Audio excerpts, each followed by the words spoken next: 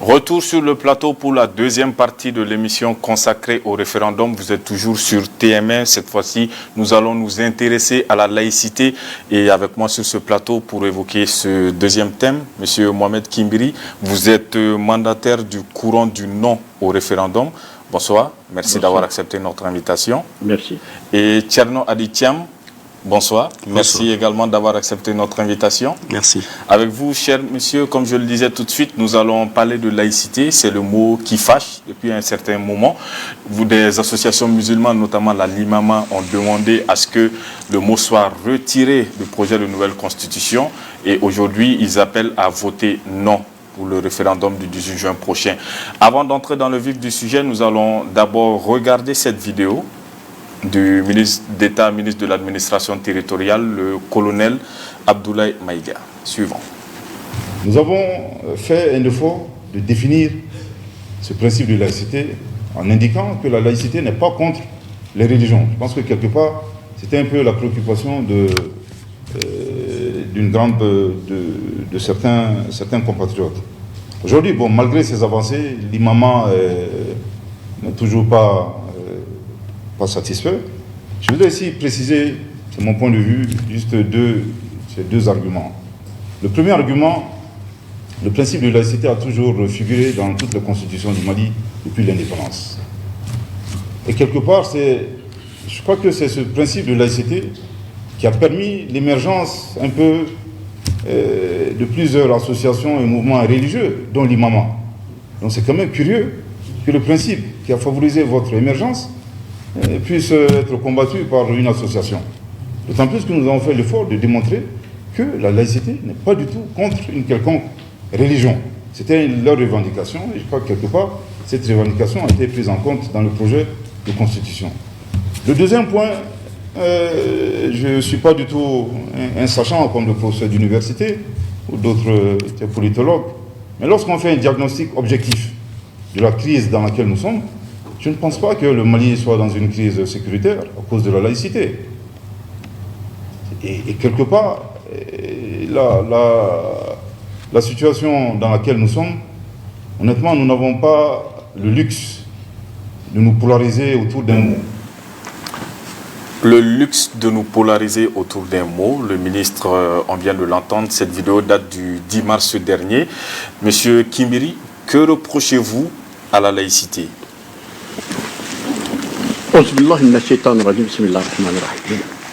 D'abord, je tiens à saluer tous les auditeurs vraiment de la chaîne TM1 par rapport vraiment à ces débats. Donc, avant de commencer, vraiment souffrez avec moi que je commence par une prière par rapport à ce débat. Parce que bon, débattre sur un thème aussi important que la laïcité relève pour moi vraiment d'une épreuve. Donc devant telle épreuve, souffrez avec moi que je paraphrase le Coran dans la sourate Taha où Moïse ou Moussa alayhi salam devant l'épreuve de la parole face au pharaon disait ceci: Qala Rabbi asrah li sadri wa yassir li amri wa halul uqdata min lisani yafqahul qawl. Traduction: Seigneur, ouvre-moi ma poitrine et rends-moi aisée ma tâche de communication. Aidez-nous tourner à ma langue afin que mon auditoire, mon audimate me comprenne. Très bien. Donc, vraiment, je suis très heureux vraiment d'être l'invité aujourd'hui pour débat de la laïcité. Donc, par rapport au propos de Monsieur le ministre, quand il dit que la laïcité n'est pas le luxe et où on devait se polariser là-dessus. Autour d'un mot, oui. Oui, bon, vraiment, je suis comme sur un plateau et par rapport à un responsable. Dieu nous demande vraiment une certaine humilité. Parce que quand Dieu dit, vous qui croyez, respectez à Dieu, à son prophète et à ceux d'entre vous qui détiennent l'autorité. Donc vraiment, c'est ici qui va me poser un petit problème. Sinon, par rapport à ce qu'il a dit, d'abord la première version, que ce n'est pas la première fois que la laïcité apparaît dans nos constitutions, je me mets en faux contre ça. Parce que même la constitution actuelle qui est en vigueur, donc au moment du référendum, nous avons fait des affichages partout à Bamako pour dire votez non à la constitution. Lorsque Ibeka aussi a fait vraiment son projet, on a fait une conférence de presse à la maison de la presse pour dénoncer. Pourquoi? Parce que c'est par rapport toujours à la notion de la laïcité. J'en reviens donc à la question, qu'est-ce que vous reprochez à cette notion de laïcité? La laïcité, quand on dit que ça n'a pas d'impact, ou bien la laïcité n'est pas contre une religion, vraiment pour moi, je ne peux pas comprendre ça. Parce que la laïcité, d'abord, c'est un principe anticlérical. La laïcité, d'abord, c'est un néologisme, c'est-à-dire une création dans la langue française à partir de 1871 par le français Ferdinand Buisson. Cette création est issue de la dérivation, c'est-à-dire la suffixation de l'adjectif laïque. Étymologiquement, le mot laïque vient du latin, laicus, qui veut dire le peuple sans les clercs. Les clercs, ça c'est l'institution religieuse. Et le mot latin, laicus, a pris naissance aussi à partir du grec, laikos, qui veut dire la chose qui appartient au peuple par opposition aux organisations religieuses. Donc, quel que soit toutes ces étymologies prouvent que la laïcité est anti-religieuse. Au Mali, les gens font une confusion entre la laïcité et le laïcisme. La laïcité, ça c'est une gouvernance sans Dieu, une gouvernance athée. Mais le laïcisme, ça c'est ce qu'on appelle la négation de toute présence religieuse dans la sphère politique. C'est ça que le Niger a opté. Le Niger, dans sa constitution, article 8, dit ceci: aucune religion, aucune croyance ne peut s'arroger le pouvoir politique ni s'immiscer dans les affaires publiques. Ça, c'est le laïcisme. Mais vous regardez la constitution du Niger, de A à Z, vous ne trouverez nulle part que le Niger est un pays laïque. Pourquoi la laïcité pose problème? Au niveau des assises nationales de la refondation, nous, on avait proposé la prestation du serment du président sur le livre saint de sa croyance.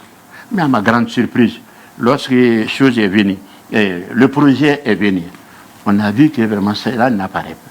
On a remonté, on nous a fait croire que vraiment, parce que c'est anti-religieux, et c'est contre la laïcité que des choses comme ça ne doivent pas se faire. Mais donc, dans ce projet de nouvelle constitution, on parle sur le principe, la laïcité, c'est 3 piliers. On parle de liberté de conscience, notamment choisir sa religion en toute liberté et pouvoir la pratiquer aussi. Dans les limites du respect de l'ordre public, on parle de séparation des institutions publiques avec les organisations religieuses et on parle de l'égalité de tous devant la loi.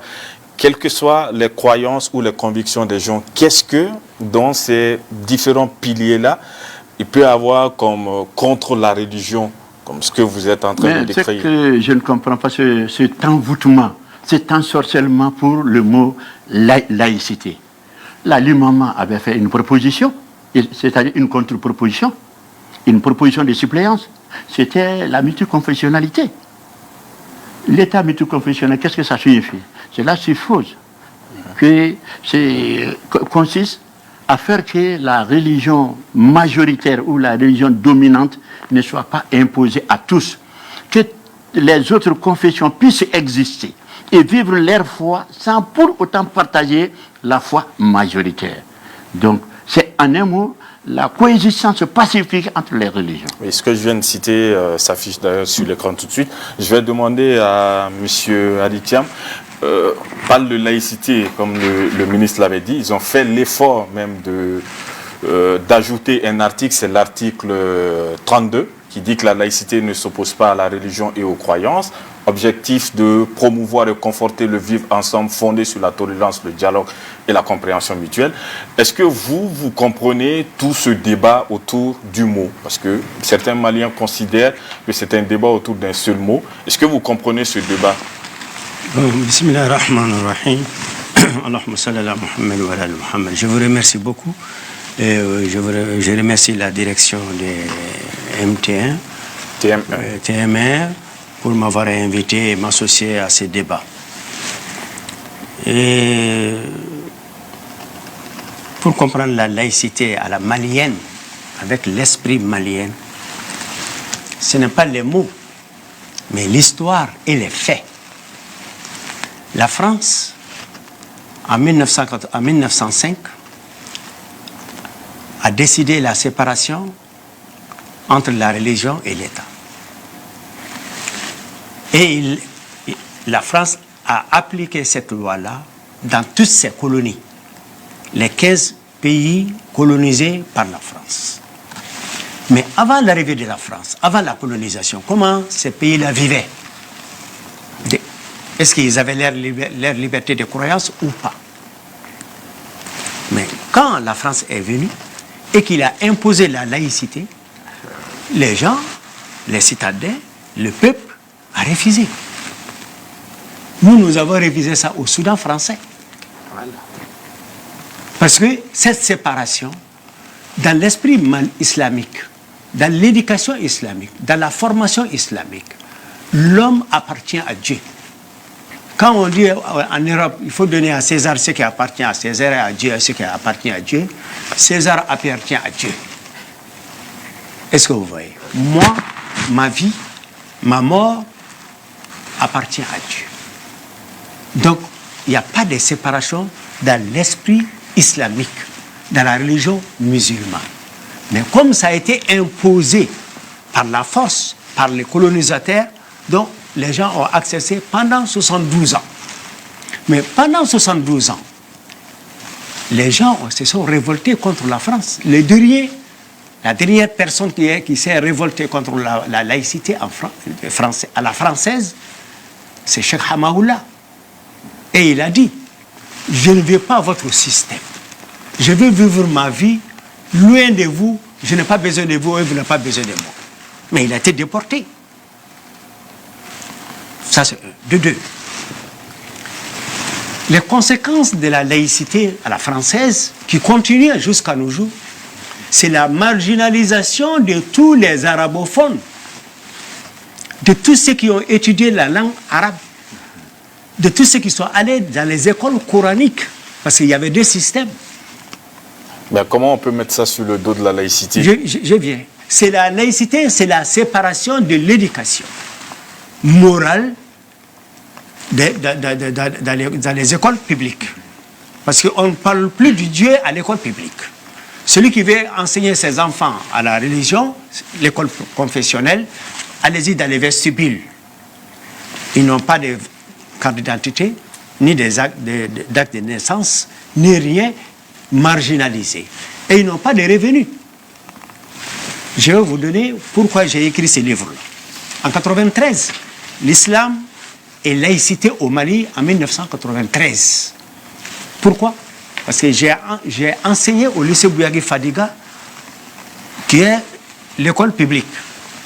Et en même temps, j'ai enseigné à l'Institut islamique, qui est école confessionnelle.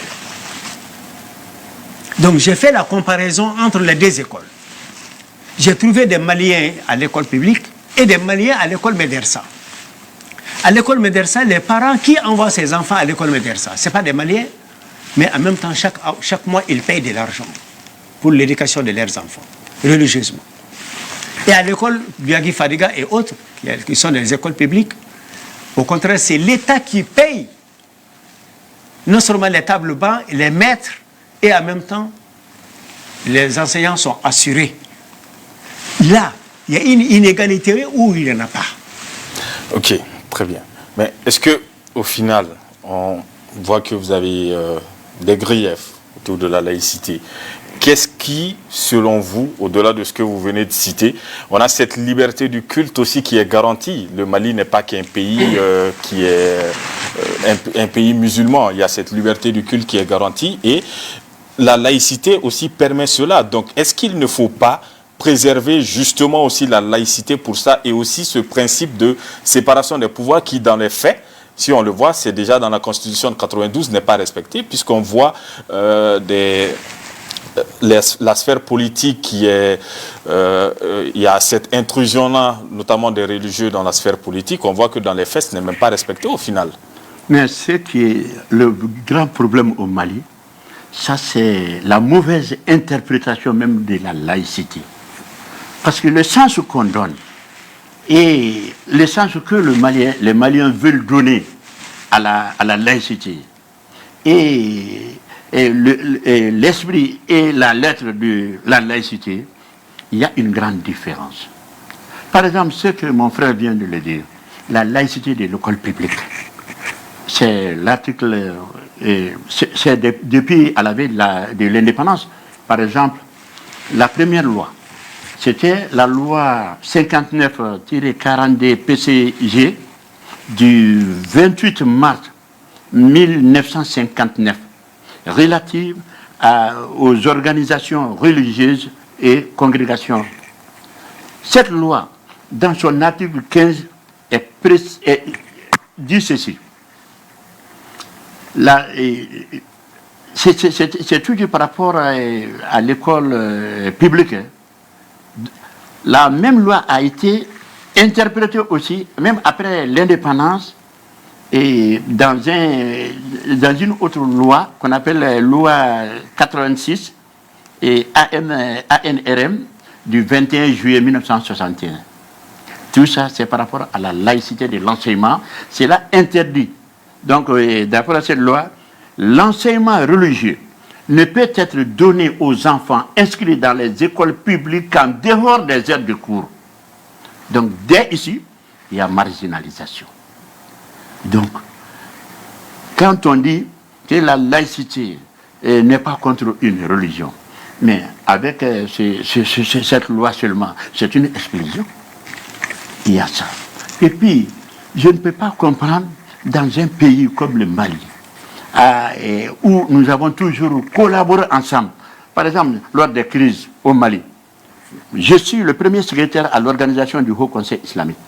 Nous avons toujours travaillé avec les chrétiens, les deux confessions confondues, protestants, catholiques.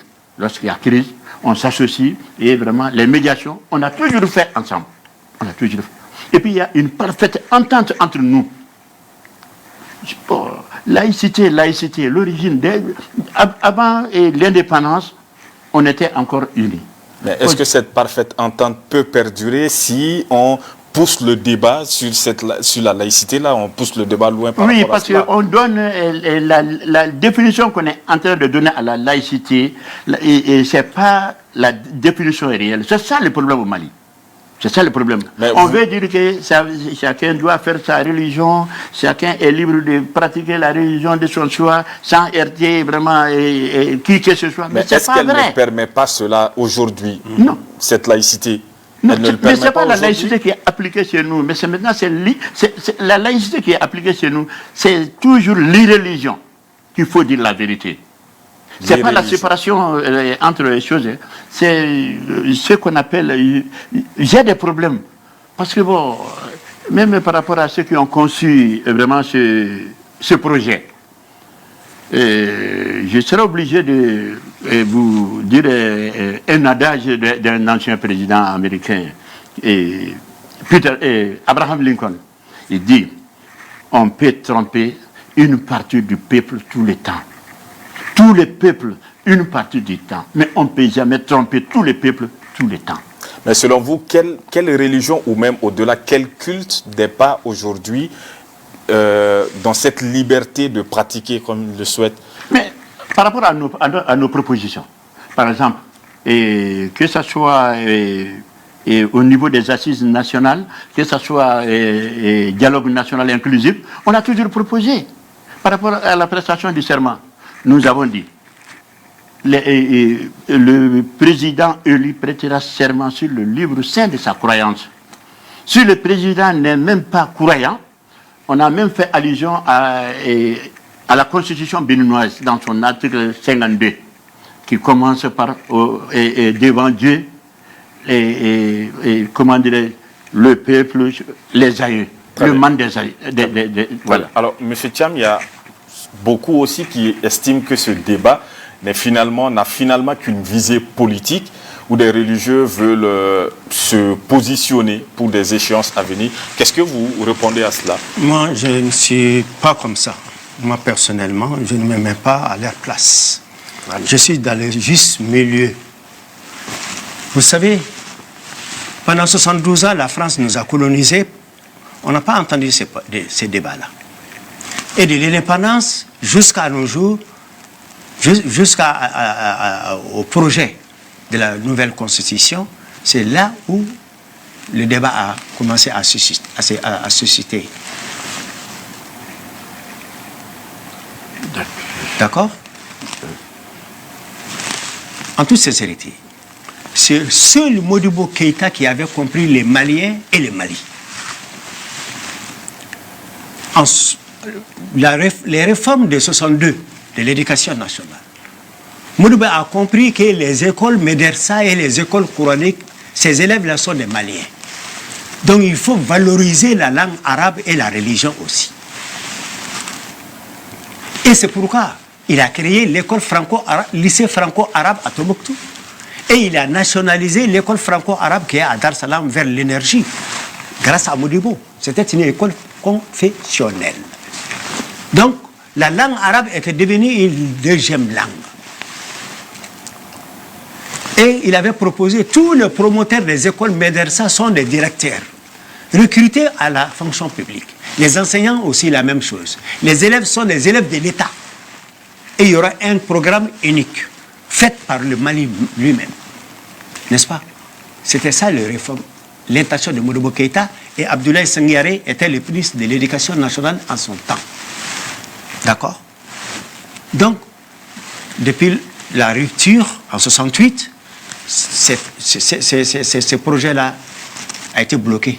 Et nous avons toujours des médersa. Je viens. Donc, il y a eu une prolifération des écoles médersa depuis lors, au temps de Moussa, de la deuxième République. Partout. Il n'y a plus des écoles médersa aujourd'hui que des écoles publiques, si je peux m'exprimer comme ça. Mais est-ce que c'est contrôlé? Est-ce que c'est contrôlé par l'État? Est-ce que l'État s'intéresse à ces écoles-là, ces écoles médersa, ces enseignants-là? Pendant les 3 mois de vacances, ils n'ont pas de salaire. Et leurs familles aussi sont dans les précarités. Les promoteurs des écoles médersa, ils ne reçoivent pas 1 franc jusqu'à la fin des vacances. Où est l'égalité? Tout cela est dû à quoi? À la mauvaise pratique et à la mauvaise compréhension de la laïcité. Donc moi, comment mettre tout ça sur le dos de la laïcité? Donc je viens. Oui. C'est la mauvaise interprétation de la laïcité et de la compréhension de la laïcité. On doit mettre tout le monde, on doit donner la même égalité, la même chance à tous les enfants du Mali. Ça c'est ma position. Moi je ne suis pas contre la laïcité à la malienne. Cela veut dire Kouroukanfoura. Ce n'est pas les Maliens, ce n'est pas les Africains qui ont écrit les Kouroukanfoura. Et elle ressemblerait à quoi cette laïcité à la malienne? Pourquoi aujourd'hui nos intellectuels, nos universitaires, nos chercheurs, nos érudits ne peuvent pas se regrouper et faire des séminaires, trouver une laïcité convenable qui prend nos valeurs en considération, qui nous va. La Révolution française, c'est fait en France. Ça s'est passé en France. Ce n'est pas au Mali ici. La loi 1905, c'est la loi française. Ce n'est pas une loi malienne. Donc, à nous de trouver notre propre loi. Mais la laïcité n'est pas qu'en France, monsieur. Non, justement, mais a été imposée. Mais à part la France, tu vas dans toute l'Europe, en Allemagne, il y a des partis politiques religieux. Le Parti chrétien démocrate. En Allemagne, et d'autres. La laïcité, c'est en France seulement et ses anciennes colonies. À part ça, vous ne verrez pas la notion de la laïcité. Un. Voilà. De deux, la France a colonisé certains pays arabes. En Mauritanie était une république islamique, on l'appelle la république islamique. Soudan Khartoum, quand Jafar Nimeri est venu au pouvoir, il a appelé le Soudan la république islamique du Soudan, n'est-ce pas? Mais les autres pays, que ce soit l'Algérie, le Maroc, autres, jusqu'au Golfe, c'est écrit dans leur constitution, l'islam est l'État, est la religion de l'État. Mais le mot laïque, ça ne me gêne pas, hein, mais l'application, la compréhension, inégalité, entre le même peuple, c'est ce qui me fait mal. Moi, je suis marginalisé, je fais partie des victimes. Mon père et son père sont tous victimes de la laïcité à la française. La séparation. Parce qu'on a été marginalisés, restés dans le vestibule, priez pour Dieu, mais ne vous mêlez pas des affaires publiques. C'est ça qui fait mal au Mali. Alors que les Maliens, à 100%, sont des croyants. Et pourtant, M. Thiam, c'est ce que j'évoquais, quand j'évoquais l'aspect politique de la chose. Il y a plusieurs religieux qui sont dans cette sphère politique-là. Il y en a même, on a entendu, qui ont été au devant de contestation. Donc, comment est-ce qu'on peut aujourd'hui dire qu'il y a eu cette marginalisation? Or que, comme je le disais, ça n'a même pas respecté en fait la laïcité qui est en vigueur actuellement. Les religieux sont dans la sphère politique. C'est une évidence. Mais bien sûr. Mais qu'est-ce qui a amené les religieux à la sphère politique? Quoi? C'est la marginalisation. Il faut qu'ils trouvent à manger. Quand je suis marginalisé, j'ai ma famille. Tu penses que je vais m'asseoir? Donc, justement, en ce sens, M. Kimure, je vais vous faire réagir rapidement. Par rapport au fait que ce soit un discours politique, selon beaucoup, qu'est-ce que vous répondez à cela? Non, parce que bon, d'abord, très souvent, les gens prêtent des intentions aux religieux.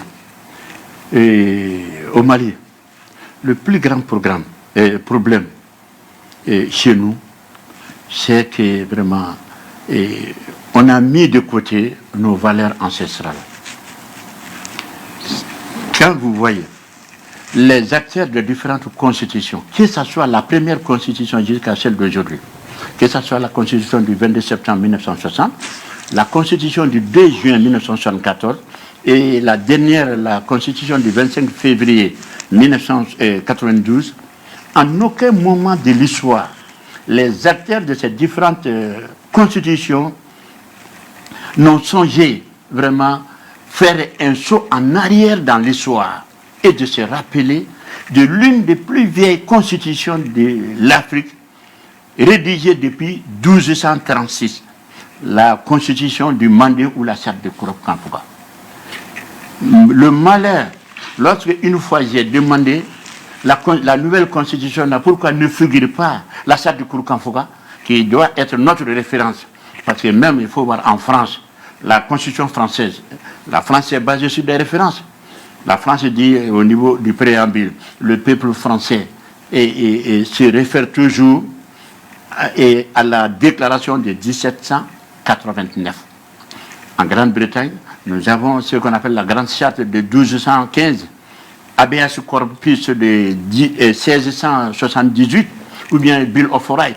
Donc c'est ça qui manque chez nous. Donc on a copié servilement la constitution française avec la laïcité la plus négative, la plus sectaire et la plus intolérante. Mais par rapport à donc la question, nous sommes dans ces conséquences. La visée politique aussi, qui peut être religieux par rapport à cette question. Mais qu'est-ce qui dit que un religieux ne doit pas se mêler dans la politique?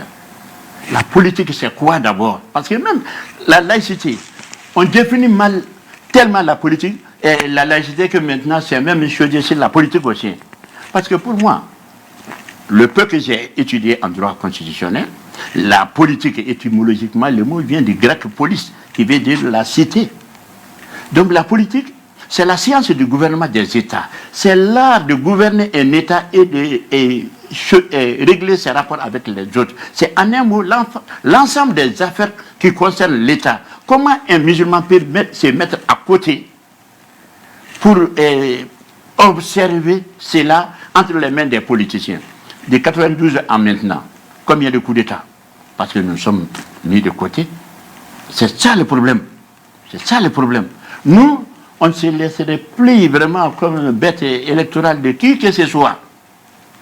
Nous, on a une responsabilité parce que nous, on mis de côté, c'est-à-dire selon vous, parce que comme je le disais, depuis l'époque de Moussa, déjà, il y a des religieux qui étaient sur le devant de la scène, qui ont même mené des médiations à cette époque-là. Jusqu'à aujourd'hui, on voit que c'est... Mais notre rôle se limite seulement à la médiation. Mais c'est ça le drame. C'est ça le drame. Comment se fait-il? Nous, on se met à côté. La politique, ce n'est pas votre problème. Ils vont tout mélanger. Après, les religieux, venez faire la médiation. mais qu'on nous respecte. Et aujourd'hui, vous voulez changer de rôle? Non, ça, c'est inévitablement. Notre rôle, ce n'est pas seulement les vestibules. Hein. Non, non. Pour adopter quel rôle? Pour adopter un rôle de... C'est-à-dire, vraiment, c'est très difficile. Hein, parce que je ne peux pas voir un citoyen. C'est marginalisé. Nous voulons jouer le rôle d'un patriote. Très bien. Nous avons 2 minutes pour conclure. Au soir après les résultats, si les résultats sont programmés après le vote du dimanche 18, si la Constitution passe, la laïcité est maintenue. Est-ce que vous prévoyez de mener des actions ou quel serait votre état d'esprit à ce moment-là? Moi, personnellement, oui. Que ce soit oui ou non, ça m'est égal. Je laisse le peuple s'exprimer. Que le blanc respecte le rouge et le rouge respecte les blancs. Voilà ma préoccupation. Je veux la paix, la stabilité pour mon pays. Je ne suis ni contre rouge ni contre blanc. Très bien. Je laisse le peuple faire son choix. Très bien. Et vous, M. Kimri? Oui, en tout cas, moi, je vais au-delà de M. Cham. Notre rôle dans la gestion de ce pays ne serait plus primaire ou superficiel, neutre ou atone. Non, ce regard serait désormais perspicace et chaleureux. Nos yeux fouilleront et appréhenderont les strates les plus cachées du tissu social, économique, politique, culturel. Extirperont comme au scalpel, si j'ose m'exprimer ainsi, les tumeurs les plus malignes. Il n'y a rien de plus affligeant pour une communauté, surtout religieuse, que quand on proscrit les voies et moyens de son développement, de son expansion, par une loi. Donc, nous, en tant que communauté musulmane, on est trop resté dans la passivité. Maintenant, il faut réagir. À vous entendre, on dirait que c'est un rendez-vous électoral que vous prenez. Non, même par rapport aux élections, on ne serait plus vraiment des bêtes électorales, quoi. C'est fini. Très bien, très bien. Merci. Sur ce, nous allons conclure. Merci à vous, M. Mohamed Kimbiri. Mais il ne s'est pas prononcé sur le oui ou le non. Ah oui, on est... Non, par rapport au oui ou non, je sais que moi, ma casquette est déjà connue. Je suis le mandataire national du courant. Courant du non, exactement. Donc, merci beaucoup, M. Kimbiri. Vous venez de le rappeler tout de suite. Vous êtes mandataire national du courant pour le non au référendum. Merci d'avoir accepté notre invitation. Merci. Ça a été court, mais j'espère que ça a permis d'édifier nos différents téléspectateurs. Merci à vous, M. Tcherno Aditiam, également d'avoir accepté notre invitation et d'avoir répondu à nos différentes questions. Merci à tous ceux qui ont rendu ce débat possible. J'ai une pensée vers Assetou Mani Koulibaly, vers Ibrahim Babi, dont l'apport inestimable nous ont permis de réaliser cette émission. Merci à toute l'équipe technique, à Pape Diawoyi Kamara, à Abdourahman Sanogo et aussi à Souleymane Sidibé et Lassine Simintao. Merci à vous et à très bientôt, Inch'Allah.